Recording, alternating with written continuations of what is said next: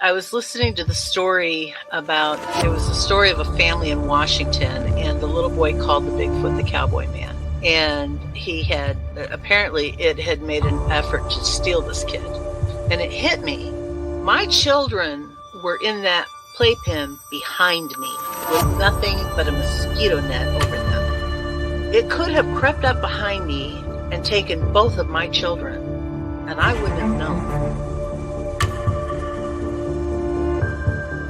Father just got like a Mustang or something from Wyoming, okay? He had it out in the corral because he couldn't put it in the barn in the stalls with the other horses because it would kick and made all the other horses nervous. Had a Seminole Indian working the horse, trying to break it every day. So they had it out in the corral. This skunk ape snuck up behind this horse and grabbed it on its hind quarters. This particular horse kicks out, jumps over the corral, runs into the pasture, to get away. At this point, the rancher's out there just blasted away with the dirty. Skunk ape runs into the swamp. I went up there one day after that, or 2 days after that. I went up there and sat in the silence up there, and I'm telling you, man, it was free. It was crazy. There was a crazy vibe up there still. I did what I could to kind of get things under control, but I told her, I said, you need to get off this property. I feel like no matter how strong you are, it's almost like standing in the ocean. You can't stand still without moving your feet. You're going to get knocked over eventually, no matter how strong, whatever. You can't withstand a barrage of weird spiritual energy.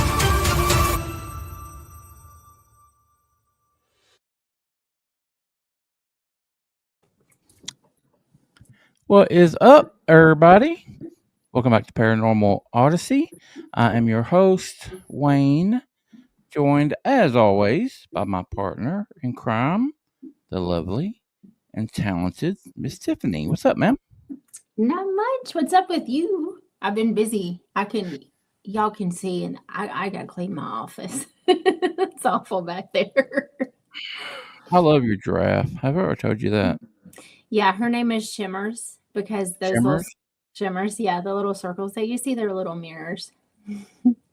But I've been spring cleaning today. I just ran out of time. I had to do this show, Yeah, sorry to interrupt your cleaning. It's okay. Get out here and do the show. Entertain the folks. Hopefully we do that. I hope so. Oh, I try to be entertaining. Mr. Zach is at work, or Mr. Tiffany is at work. Yep. That sucks. Yep. He got a call right before we were getting ready to go on. I know, we were all like talking, hanging out, and the call came through. That sucked. Yeah. Maybe he'll get it done pretty quick, but it was like a wreck on the interstate or something like that. Yeah, it could be involved. Yeah, that could take a while. Yeah. All right. Hope everyone out there is doing well. Hopefully some more people will pile in. People getting used to our new start time. Mm-hmm. We are starting an hour earlier than normal. I know it's going to take a little bit of time for people to get used to, but if it wasn't necessary, we wouldn't have done it. Yep. Goonie Goo Goo just hit us with $1.99. Thank you, sir. We can count on that. We can count on that every episode. Yep. We usually can count on his wife every episode too. I know. I just love them. I can't wait to see y'all in Tennessee. Yeah, they're good people. Yeah. Tennessee's going to be awesome. I cannot wait. I'm so excited. I just wanted to be here like right now. No, go ahead. Oh, I was just going to say, because I'll lose my train of thought and I'll forget what I was going to say. We have booked Cooper. Okay. I mean, he's spoiled. All right. He is going to be staying at a day spa and lodging. Yeah. While you're in Tennessee?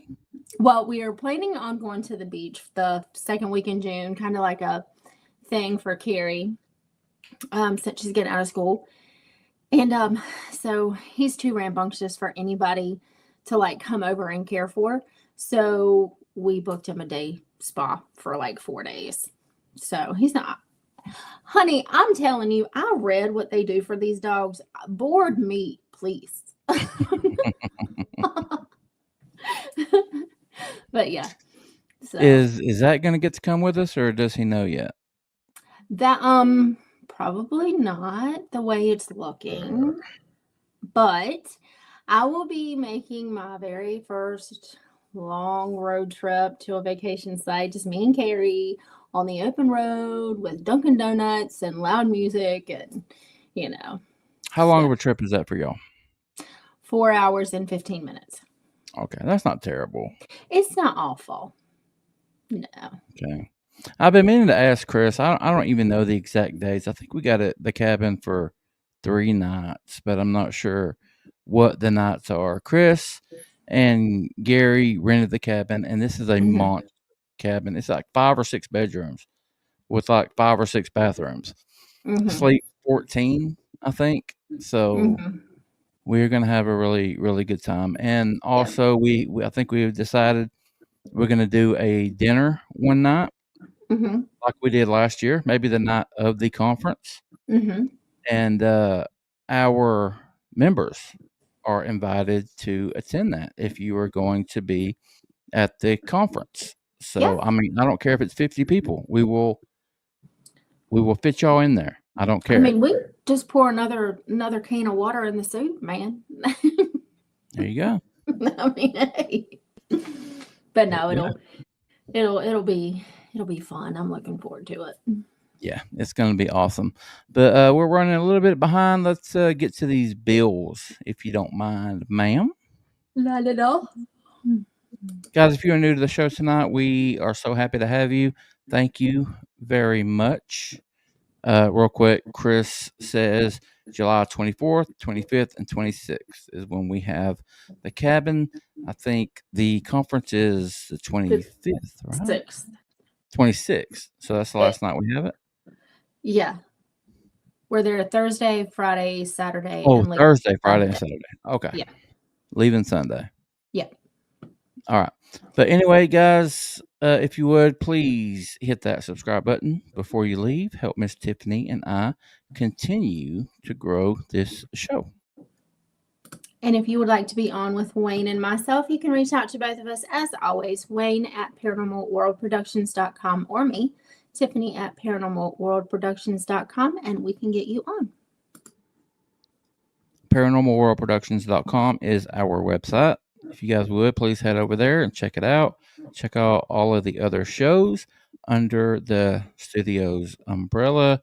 Pick you up some merch. Sign up for the Bigfoot newsletter. All of that amazing stuff. I hear that Bigfoot podcast is a really, really cool podcast. So check that one out, definitely. But yeah, head over to paranormalworldproductions.com. And if you have any questions for our guest tonight, which we were chatting a little bit before we came on, and you're going to have questions, just put them in all capital letters for me, please. I highlight them throughout the show, and then we do a rapid fire Q&A at the end of the show. And I would love to get them to answer your questions. Put them in all capital letters, please. Animalresearch.org is our website, or I guess the organization that I founded in 2019. That is the website. We go out and do Bigfoot investigations. We do members only outings, just all kind of really cool stuff. If you would, please head over to animalresearch.org. Check out that website. If you would like to become a member and do some investigations with us, we would love to talk to you about that. If you are having problems or issues on your property that you think could be Bigfoot related and you would like to have it checked out, we would love to be the people that you trust to do that. You can do all of that as well as pick you up some merch and just all kind of cool stuff at manimalresearch.org. Please check that out. You're muted, ma'am. I sounded so professional. I was like a news anchor. You get all this funny stuff and more when you join our membership for our channel. It's only $1.99. So we do members onlys, member Discord. There is a slew of things that are listed on our channel. However, we go above and beyond that because we love our members. They're our family. And so you acquire so many things, and it's just $1.99. And, you can't beat that. No, you can't beat it with a stick. And again, like Wayne was, Go ahead. I was just going to say, like you were saying, when we're in Tennessee, if you're a member and you're in the area, you can come hang out with us. Yeah, the Smoky Mountain Bigfoot Conference has very, very quickly become one of the bigger ones in the country. A lot of people come to it. This is going to be like my 4th year going. And last year, Tiffany rented a cabin, and Tiffany and several of us went and all stayed at that cabin, and we did a cookout and had several people come, listeners and followers come to the cabin and eat with us. But this year's even bigger, Chris rented even a bigger cabin, and there's going to be so much more of us. But yeah, seriously, if you are a member, the $1.99 membership, if you are going to be at the Smoky Mountain Conference and would like to come and eat just an awesome dinner cooked by Troy and Gary Goonie Goo Goo, they are awesome cooks. They cook for us at our Manimal outings.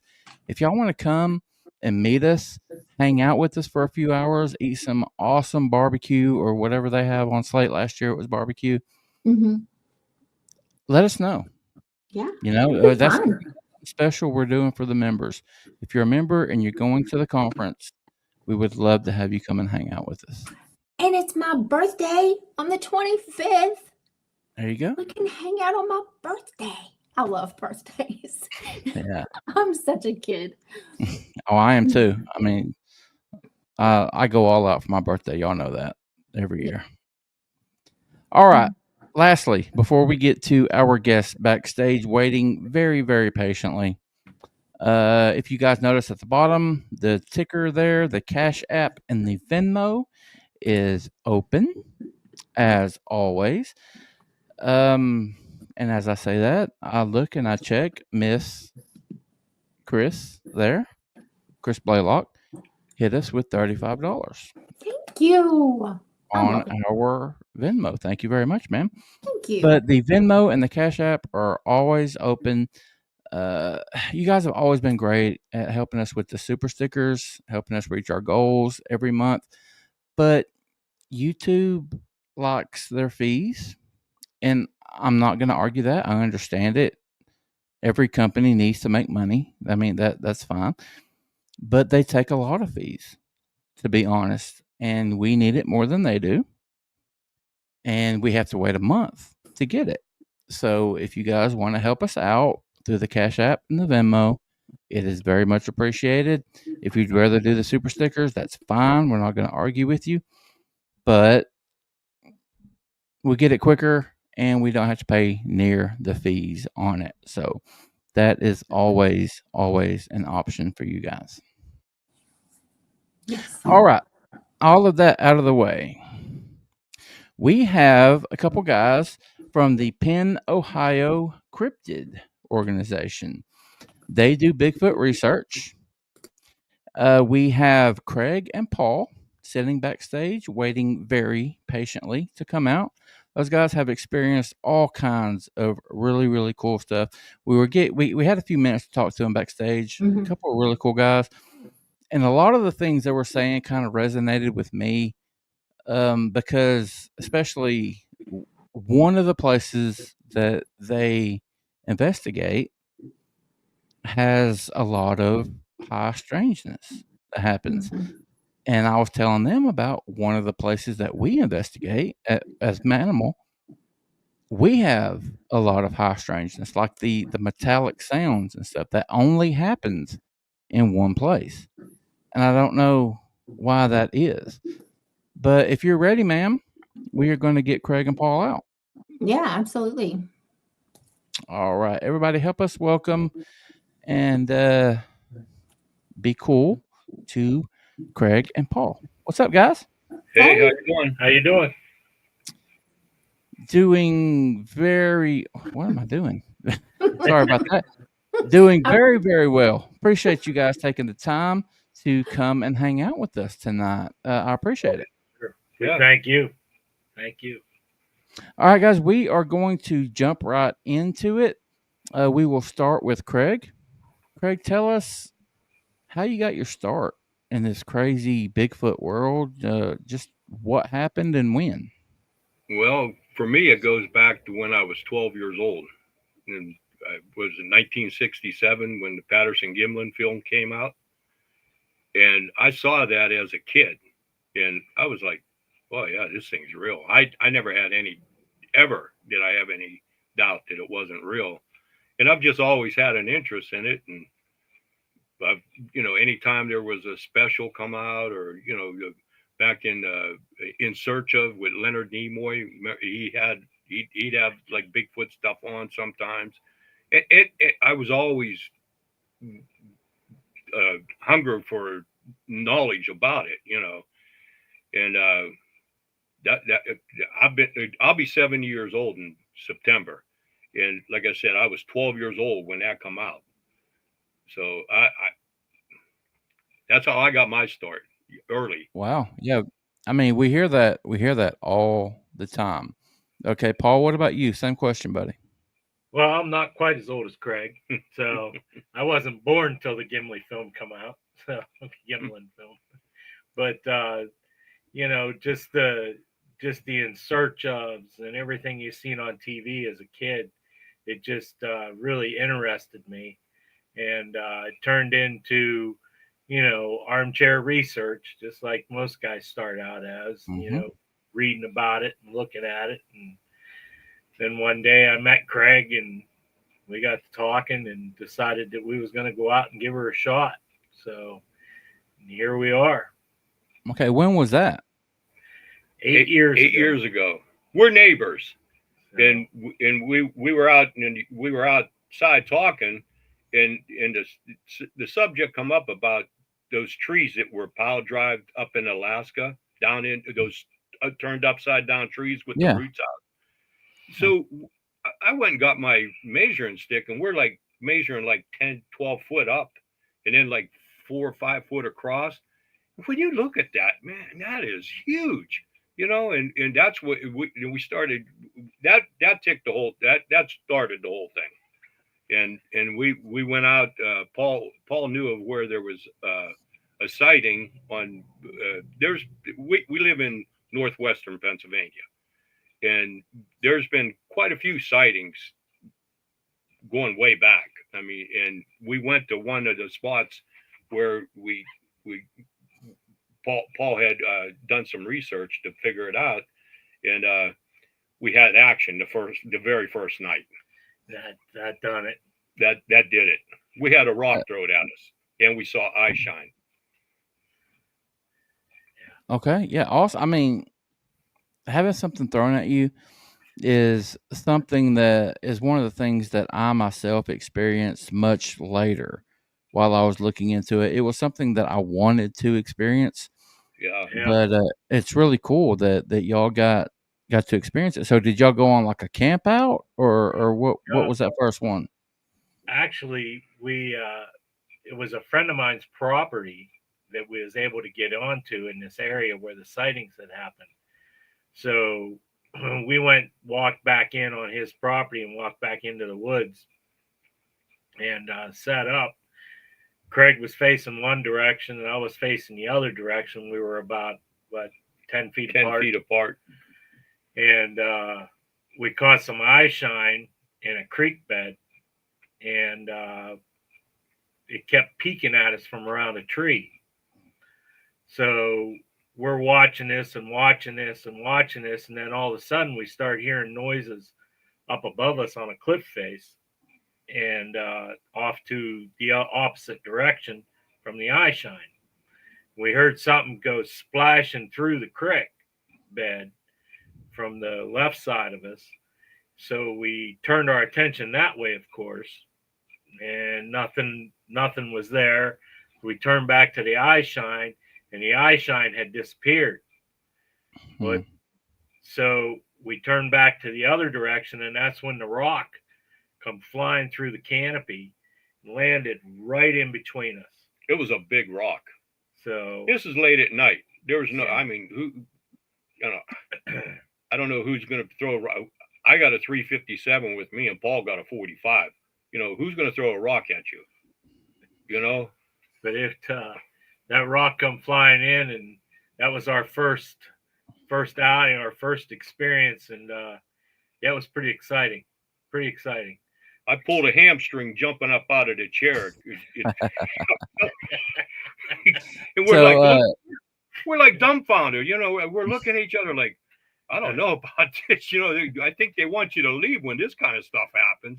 So we left. We left that night. Yeah, we left. We made a rookie mistake. You know, but the second, well, we've had it happen, what, 4 times? Yeah, something like that. Like 3 or 4 times after that, you know, we don't leave no more. We don't run. We don't run no more. So y'all actually saw the rock that was thrown? Yes. Yeah. The rock was probably good. Well, smaller than a baseball, but golf ball maybe. A little bit bigger than a golf ball. Yeah. Okay. It landed like right between us. And it was whoever threw it or whatever threw it certainly had better aim than what I would have. So I mean, it was dead center between us. How do you explain that? How do you explain that other than a person? Right. Other than a person, and they'd have had to have night vision, or they'd have had to have light, and there was no light coming through the woods. So, you know, I mean, I'm an odds guy. You know, who's going to be out there throwing? Nobody knew we were going to be out there in the first place. We never advertised any of this. You know, we're on the property. We walk back in maybe a quarter of a mile into the woods, maybe a little more, and along this creek bed. Nobody's there, and it's like a couple miles to the next area where somebody could come in. So they would have had to walk through the woods in pitch dark without no lights. Yeah, it's not likely. No, not at all. So y'all weren't camping that night. Do you camp now? We camped out one time down in Forbes National Forest. Yeah, down almost in West Virginia. We got some recorded whistles, and we found a footprint down there too. Yeah. Most of the time when we go out for the night, just out for the night, because where we live is pretty rural. So, and the places that we have action at, hot spots that we have, are close enough to home that we can drive out and be home, set up, and do a nighttime thing, and be home in the morning.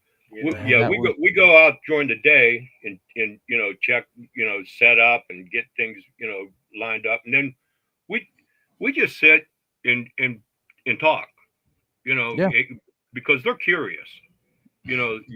I'm under the belief that there ain't none of us going to sneak up on a Bigfoot. I mean, the chances of that are pretty slim, and it's been working for us. We've had, now we'll go on, like when we go up during the day, like a couple spots are further away. We'll go up early and we'll scout the area. We'll look for prints. We'll look for structures, whatever we'll just investigate. And then we set up and we stay until, nothing's going on. Sometimes. If I didn't know any better, I'd say you guys were copying me, because I've said it 1,000 times. You are never, ever, ever going to sneak up on one of these things. They know you're in the woods before you know you're going to the woods, in my opinion. So what I tell everyone is, if you want to have an interaction, find an area where there's reported activity and just go camping. Just go be yourselves. Sit around a campfire. BS. Don't go what we do. alone. I mean, Yep. there's safety in numbers, but go Right. BS, cut up, cook hot dogs, cook you some hamburgers, all that stuff. Get the aromas going, the Yep. smell in the air. Every once in a while, shine your flare or on the wood line. And your flashlight, see if there's any eye shine. They're curious. I really believe that. There's no expert in this field. None.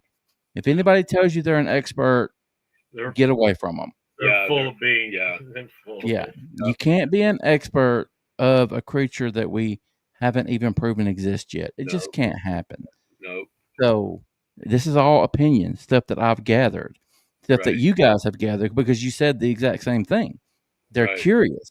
They will come and check you out. They will. Yes, they will. Yeah. And it's like fishing. You know, you don't catch something all the time. There's a lot of times you just sit out there and you just shoot the bull all night. You know, but when it happens, oh man. And any of these people that tell you, if you listen to that Bigfoot podcast, which I promoted earlier, myself and Brian King Sharp, we are the hosts of that Bigfoot podcast. We talk about it all the time.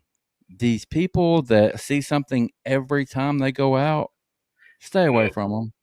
These people that are posting pictures 2, 3, 4 times a week of stuff they found, stay away from them. They don't. I mean, there's something wrong. There's something going on there. I don't know if they're being mischievous or if they really believe. I mean, it's possible that they really believe something's going on. I don't know. They could. We've gone a whole season and nothing happened.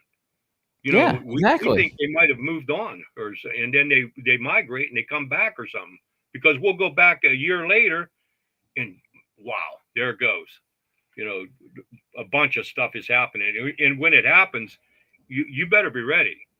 You know, like in the one spot we go to, we camera trap. We put our cameras out. We have like 3 or 4 spots that we camera trap. We don't go in until after spring gobbler's over, and then we get our cameras out right before archery. So that's like the end of September. So we don't want to mess up nobody's hunts. So we were going in to get our camera out. It was the end of September. And that's when the first tree got ripped down in front of us. There was a marsh, and there was cattails and a bunch of brush. And then on the other side of that is where the tree was that got ripped down. And then this thing took off running through the woods. It sounded like King Kong running through the woods. And it happened so quick, we couldn't get our phones out. So now right after that, we got police body cams, and we turn them on as soon as we get out of the truck. We're ready to go, because it happened so fast. It was unbelievable. So how do you know a tree got ripped out of the ground? I mean, it got snapped. It got snapped. Tree whipping back and forth, and then you heard you heard it snap off, and then you heard it running. You could hear whatever it was crashing through the woods and through the brush. So we hurried up and made our way to that area. Well, we couldn't get to it real easy because of the marsh and all the briars. We had to go around and circle around to get to where it happened. And there was a good 8-inch tree snapped off about 1.5 feet off the ground. And it was a live tree. Live tree. So we have pictures in our photos of the tree, but we found it. Bear don't do that. They can't do that. First of all, they cannot. I mean, they could push on it, but this thing was whipping, and then snap, and then you heard it just take off running. And, when something like that happens, you don't even think about trying to grab your phone or something like that. So, by the time I got my phone out of my pocket, it was down, it was running, and we were trying to make our way through the brush. But after that, we decided, okay, we got to do something here. So, I was always one of those people that question, if this happened to you, why didn't you take a picture? We all have cell phones in our pockets with a camera and everything, until it happened to me that time. Right. And I'm not going to tell the story because I've told it 1,000 times, but something happened to me on an investigation that scared the shit out of me. And I had this 13-year-old boy standing next to me. Two of my other guys were out doing a night investigation, and this thing happened. And I have all of this equipment with me. I have my phone, not to mention my phone, but thermal imaging, all these video cameras, parabolic mics, all of this stuff. Y'all want to know what I pulled? I pulled my 45 off of my hip. I pulled my 357. Because self-preservation, when you feel threatened, when you are afraid, when you see something you don't understand, the only thing you think about is protection. Yes. And I would give anything if I could go back to that moment and start recording. So do we. We talk about it all the time. We're like, man, if we'd have just had those cameras a week sooner. Yep. Paul said that he said, let's get police body cams, and within a week we had them. We had. That's a great idea. Yeah. I think Joe Pat was the one that commented that body cameras were such a great idea. Yeah, it's a really good idea. Yeah, that's what we use as soon as we. I mean, we have when we have first the FLIR, and we have the night vision. We got night vision scopes. We got night vision hand cams. You know, we have all that stuff too. Audio recorders, and we started off with nothing. You know, This was at the beginning, but within in the course of 8 years, we've gathered quite a bit of equipment. You know, and yeah. Well, I asked both of you guys before we came on if you had what's considered a Class A sighting. So I'm going to ask you guys. We'll start with, this time we'll start with Paul. Paul, have you had a Class A, and if so, describe it. My wife and I took a trip up into Cook's Forest in Pennsylvania. And was out driving the logging roads, and I decided just on a whim on top of this mountain to stop and get out and do some wood knocks. And my wife thinks I'm crazy when I do this, but anyways, I went out and did some wood knocks and didn't hear anything or nothing. So I did a few more. Well, my stick had broke on the last knock, so I picked it up and I looked up and I went to throw it. And as I looked up, about 50 yards away from me in these down pines, something stood up in those pines. And I saw it left shoulder from like breast up from the left side. And it stood up and it stood there, and then it walked away from me. Well, at that what time of day, real quick, Paul, what time of day was this? About 6 o'clock in the evening. So it was daylight. Yeah, it was daylight. Yes. Okay. And it was brownish gray, light brown color. About how far away? About 50 yards or so. Okay. And so my wife, she panicked because she seen it and was yelling at me to get back in the truck at the time. So I ran back to the truck to grab my pistol. You know, I didn't want to tear off into the woods without something with me. Right. And I started running that way. Well, then all of a sudden it dawned on me, you know, this is a dumb idea. So I went back to the truck and we had left. But yeah, that was my sighting. It just, I have no explanation for it. We went back a week later. I had actually walked back into the area where I had seen the creature stand up, and the trees that it was behind, it had to have been at least 8 to 9 feet tall in order for me to see what I saw. So yeah, I found nothing else. I didn't find any prints or nothing, but then the pines, you know, so yeah. But that was that's a good sighting. That's a really, really good sighting.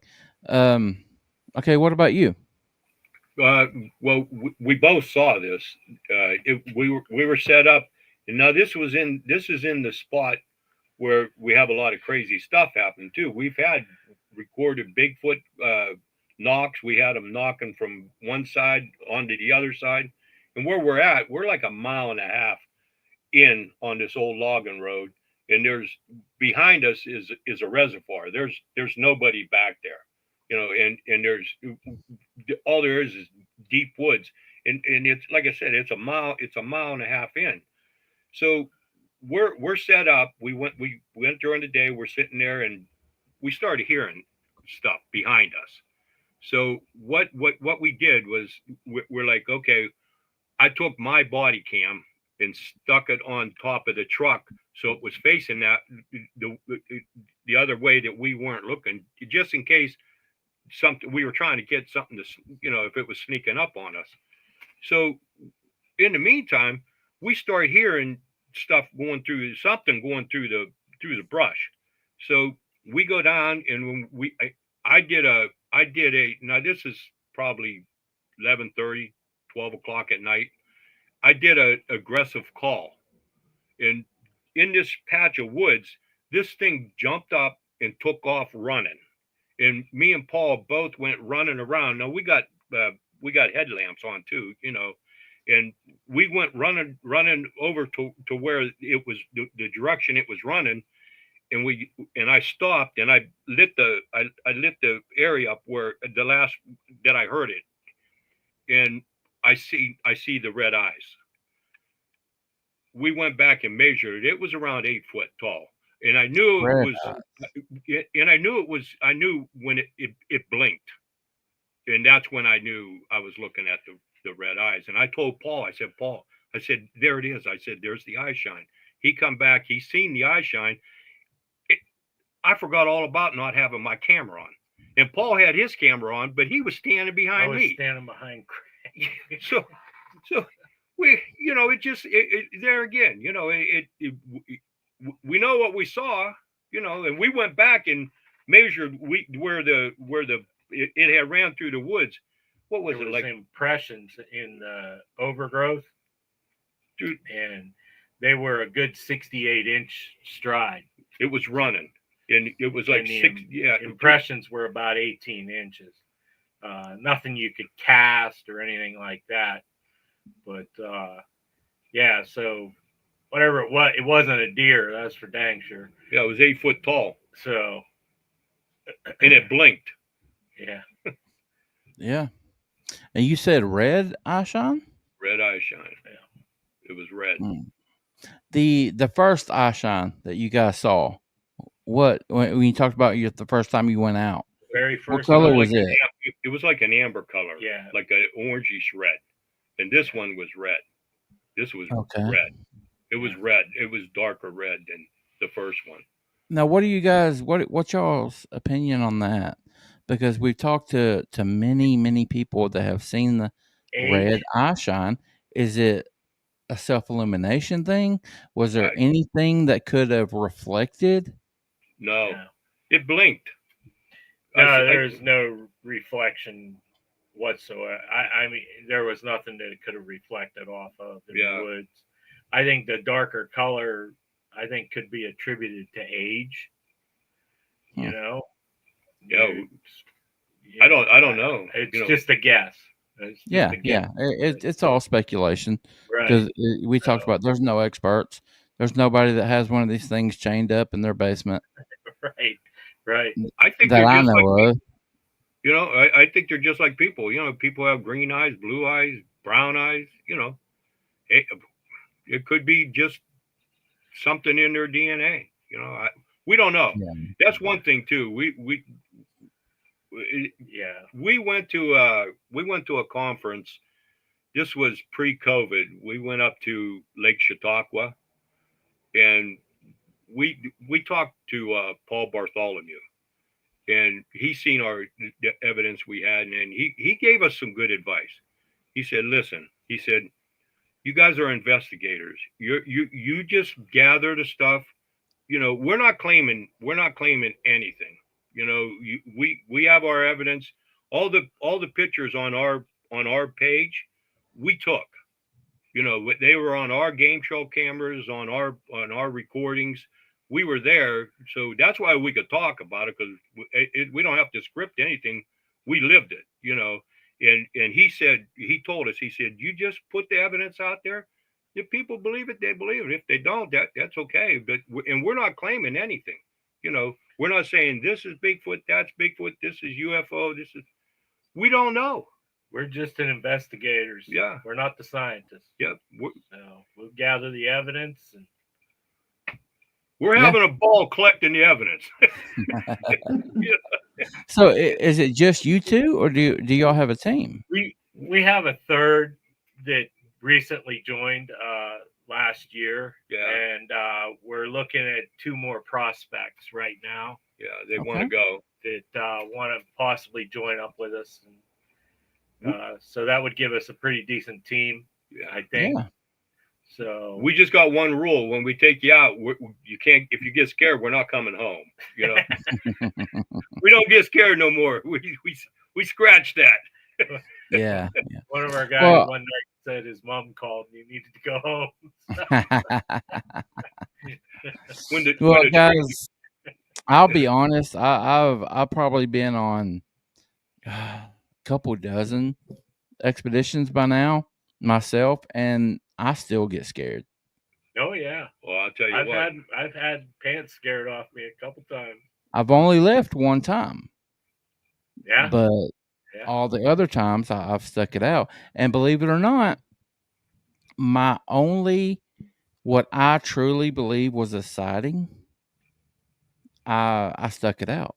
I did not feel threatened. I didn't feel like I was in any kind of danger at all. I stayed. I saw this thing, and then I was asleep an hour later. Yeah. I felt no threat, no nothing when I saw what I saw. It was there, and it got up and meandered away. Now let's talk about. You guys said that you have an area that you investigate where a lot of weird shit happens. Yes, we do. We do. Let's talk about the weird shit, because everybody knows I'm a flesh and blood guy, but all the people that I've talked to, I'm coming over. I don't think everybody's lying. I myself have experienced some weird shit. Yeah. But what have you guys experienced at this place, and how does it differ from your other investigation areas? Give a little shadow. Well, the first thing that happened in this spot, we had all Bigfoot activity happening. This is where the tree got ripped down, and we found the tree that got ripped down. In Pennsylvania or Ohio? In Pennsylvania. This is in Pennsylvania. Okay. Yeah. But it was maybe a mile from where the tree got ripped down to where another spot out there that we set up. We're sitting there. Now, this is late at night. There's one way in and one way out. And we're at the very end with a reservoir behind us to our back. And we started seeing these lights. Well, we thought there was, because like the police will come down and cruise down through there, and then it's way out in the woods. Sometimes you get parkers down there and stuff. Occasionally some people are coming in and out. So we got up and looked. There's no cars. And then we looked at there's a field right across from where we set up. It starts glowing and then dimming back down. And then it starts glowing and then dimming back down. So we're sitting there, and all of a sudden, maybe 25 yards from us, you ever see a documentary where they're harvesting like pecans or something, that machine grabs a tree and shakes the daylights out of a tree? Yeah. One tree starts shaking like this. You hear the leaves. We thought it was starting to rain, and we were going to gather up our stuff because we didn't want to ruin our cameras and stuff. So, but it was just one tree. And then the things start lighting up, and then we started seeing shadows moving around us. In no rhyme or reason, one would go this way, one would go this way, one would go this way. And Paul took out his camera and he started just rapid fire taking pictures, and he caught one.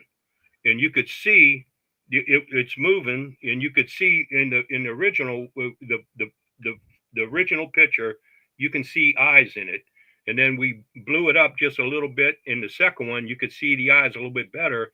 And then the third one that we blew up, you can actually see a face in this shadow. You can see the eyes, the nose, and the mouth. And then all of a sudden, we got all this equipment. Everything started shutting down.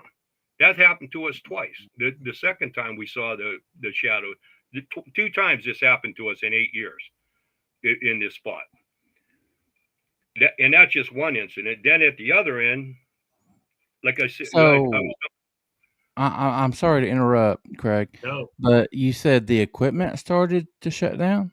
Yeah. everything started shutting down. Everything's shutting off. It was beeping because the police body cams, they were beeping that they were done. They were done. That's so weird. Yeah. Because I was telling you guys that the location that I get like the metallic sound that sound like a swing set, that's the only really place that we have this weird stuff going on. That's the location where I had my believed sighting, and all of my equipment died. That's what happened. I couldn't take a video on my FLIR because there wasn't enough battery. And I charged, like you guys, I'm sure I charged all of my equipment 100% before I went out. I had a full battery on that FLIR, and I didn't have enough battery once I saw this thing to take a video. All I could do was take a couple stills, and I had to run back to the truck, charge it, the whole story. But it's so weird that the only place that's happened to me was the weird place.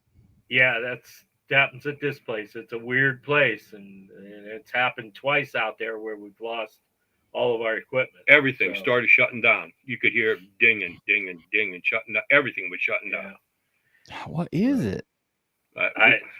We don't know. Pulling energy to manifest is all I can think of. And this is the only spot. We have 3 other places that we go to, and this is the only spot this stuff has happened. And it's happened twice in 8 years. I mean, it doesn't happen all the time. 2 times in 8 years. We just recently found that, well, we knew there was an Indian burial ground in the area, but we just recently found out, like within the last week, that this Indian burial ground is about 3 miles from this position. So, and they flooded this area too, so they might have missed. We don't know, right? I mean, they had the Seneca Indians come in before they built the reservoir and clear out all their burial sites that they knew of. Yeah. Now the final big burial site is 3 miles away from where we have all this weird activity. So I don't know if it's connected or not. We're gonna go out and try this Indian burial ground thing and see what happens. We're gonna camera trap it pretty good this day because we got a real good idea where it was at. We're gonna designate a couple cameras there this whole season. It's weird. There's something going on with the whole Native American connection. There could be. We started off Bigfoot, yeah, but you can't just do Bigfoot when all this other stuff is happening that you can't explain. Yeah. I don't even know. Is it connected? Isn't it connected? They kind of intertwine right there. Yeah. And you hear that in a lot of cases, in a lot of instances we hear, when the weird is talked about, it's that connection right there, just the same. It's bizarre. Yeah. Go ahead, Craig. Well, like I was going to say too. Now, in the one spot down from here is where we had right where the tree got ripped down. That's where we had our cameras, and then we caught on two times in that spot. We had unexplained lights on these glowing figures and these glowing lights. And the camera was on the camera. We mainly do that because if somebody steals our camera, they might not see the other one. We have a good idea who stole our camera. But it turns out it turned into a mystery because the camera that was on the camera should have caught. If somebody's walking through with lights, and we don't know if they walked through a portal or something, and they didn't. We have no idea. But the other camera should have caught the what was caught on the other camera, because they're, it's night. It's night. It was at night, and it was within range. It was so, and the cameras worked. I mean, we checked them. The one camera, all it had a picture of Paul turning the camera off and turning the camera on, or turning on and off. And the other one had those three pictures of the two glowing figures, and then 150 blank pictures. You can see those pictures on our site there. Yeah, they're two balls of light, then it turns into two silhouettes, and then they become brighter again in the third picture. That was all taken on a trail cam, middle of the night. Like he said, one trail cam pointing at the other one, and it got nothing. Yeah. So we just can't explain it. And it's all in this one spot. And then about 200 yards away from there, we had set up more camera traps. It's been a couple years. Yeah. We set them up, and we actually got this ball of light coming through the woods. I don't know, ball lightning or what. Three pictures. Three pictures of this ball of light just coming through the woods on trail cam. I mean, we're right here at the hour, and there's so much more that we can talk about. We got some more stuff too. You guys, we talked before coming on. Y'all are invited back, so we're definitely gonna have you back for a round two. But I do need to get to some of these questions because we have several of them for you. Okay. Great. All right. The first one is from our buddy Troy. Was the rock thrown in an arc or on a flat trajectory? That very first one. We don't know because it was dark. It came through the canopy. But it was up on a cliff face too. So we just don't know. If the rock came from the direction of the cliff face, it would have been like a direct throw at us. If it was thrown from our left, which I believe, I would think it would have to be a little bit of an arc anyways, because Craig would have been sitting. Craig was on my left. It would have went over my head when it landed in between us. Yeah, it landed right between us. It was dark. So we really don't know. Yeah, you really don't know. Yeah. All right, moving on. Also from Troy, have you used the Scott Carpenter method of our rear-facing camera? I have. Yeah, well, when we are out, we've started last year. We started, one of us wears our camera back on our back, and the other one wears the camera on the front. Yeah. So I think that's a really, really good idea. Yeah. Really good idea. We did start that last year. All right, Joe Pat, did the red eye shine cause concern for your safety? Because I've heard that the red eye shine is like mean. Like, I mean, I don't know. Yeah, I had my 357 out. At the time, I was so freaking excited. I really didn't. The adrenaline rush that comes with something like this, I really had not even thought about my safety at the time. Yeah, because as soon as I did the aggressive call, it jumped up and took off running. Yeah. It just happened like boom, like that. We heard these things can sneak up on you. Yeah. And it got pretty close to us where it took off, and it just it happened so fast. It was just you didn't really have time to think about it. Yeah. All right, Bristol is asking, have you ever investigated any locations along Chestnut Ridge? Yes, I have, definitely. And there's Any a lot of activity on Chestnut Ridge. Yeah. Lot. Okay. We haven't done it together. We did a small part of Chestnut Ridge area when we had gone down to Somerset, Forbes. Forbes National Forest. Yeah. We had done on, it would have been the east side of Chestnut Ridge area. So, yep. Awesome. Okay. Troy, do you use a parabolic mic? No, we do not. We use a multi-directional recorder with Digital recorder. yeah. Yeah, we have a couple of them that we use. And we use game ears. If you guys know those, the electronic game ears. Yeah. And I have a recorder set up with a set of game ears on it. So it picks up 360 that way. All right, very cool. All right, Joe Pat, how do you think they shut down equipment? We don't know. Shoot. That's a rough. We don't know. The only thing I can think of is electromagnetics. I don't know. Or what when stuff like that happens, I don't know if it's so much Bigfoot or if it's more paranormal. We if there's something paranormal there that's pulling energy for manifestation or shaking a tree. That's a great question. That really is. Yeah, it is a good question. Also from Joe Pat, what color was the ball of light? White, glowing white. Bright white. But it doesn't illuminate the area. Right. Just the ball and just the two glowing figures on the one.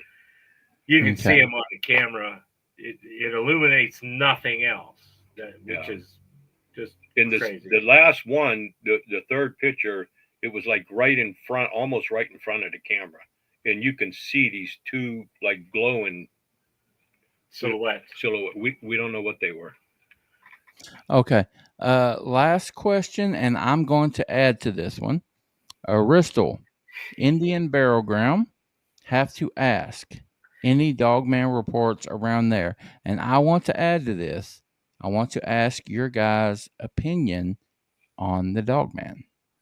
And the answer to Ristal is yes, there is Dogman reports in the area. Have we investigated Dogman area? No, we have not. We've discussed it this year because we've had this question posed to us a couple times recently about the Dogman. There's something to it. There's got to be. There's people seeing it. There's so we're going to. That's why we're going to camera trap and set up around this Indian cemetery, in this Indian burial ground. And see. But we're not opposed to investigating whatever Dogman, Bigfoot, whichever it is. It seems to all be blending. So yeah, I agree. All right, guys, we got just a couple minutes left. Tell everybody where they can find you, your website, or just your page. Anything you guys want to promote, this is your opportunity. Oh, well, we have our Facebook page. We don't do a website right now. So if you want to contact us, you can message us. Our phone numbers are there. You can call us. Okay. What is that? What's the Facebook? Penn-Ohio Cryptid Research. Penn-Ohio Cryptid Research on Facebook. On Facebook. Now you can see all of our pictures. Yeah, we have a ton more stuff.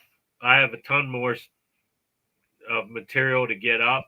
I've had some medical issues lately that I haven't been able to do a lot of things, so I'm working on it. We actually have some pretty good voice recordings. So last year at the end of the year, we got Samurai Talk. Sounded like two of them arguing back and forth. It went on for like 10 minutes. Very cool. So all right, like I told you guys, whenever we do these shows, I take the audio and I edit it down and I upload it to podcast where we have a much bigger audience. So I will be sure to include the link to your Facebook page. Okay. And all of that. So maybe, people can contact you. Yeah. And all of that awesome stuff. So guys, again, you are welcome. We will set up a round 2 because I know there's more stuff that you guys want to talk about. Yeah. But I appreciate you taking the opportunity to come and hanging out with us. Oh, thanks for having Yeah, us. Really appreciate it. We're willing to share. We're all in this together. We're looking for. You know what I mean. So we're willing to share. We're not holding back on anything. We'll share anything, any knowledge we have, any of our evidence. We'll have at it. We'll share. Awesome. All right, guys, we will be in touch, and we will set up another round for you guys to come and hang out. But again, thank you so much for hanging out with us. You're welcome. And sharing everything. And I hope you enjoy the rest of your evening. Okay, you too. Thank you. Thank you. Right. Guys, bye-bye. Bye. All the good ones, they just none is over. I know. It doesn't seem like that was an hour. No, not at all. I know. Maybe we can get them back on a Saturday when we have more time to spend with them. Yes, absolutely. Speaking of Saturday, y'all come back and see us. We are having Forever Investigating Beyond back on, and they are super stoked to be coming back on with us. So, and we are super stoked to have them. Yes. All right, guys. Thank you so much you guys are awesome. You're always polite. You're always respectful. We never have to deal with any disrespect or anything like that. You guys are awesome. We thank you so very much for everything. Thank you for not being jerks. Yeah, thank you for not being asshole. We appreciate that. All right. You got anything else, ma'am? No, I don't. You guys just come back and see us on Saturday, and thank you for coming. Absolutely. We will see you Saturday night. And until then, you guys take care of yourselves. Take care of each other. Bye.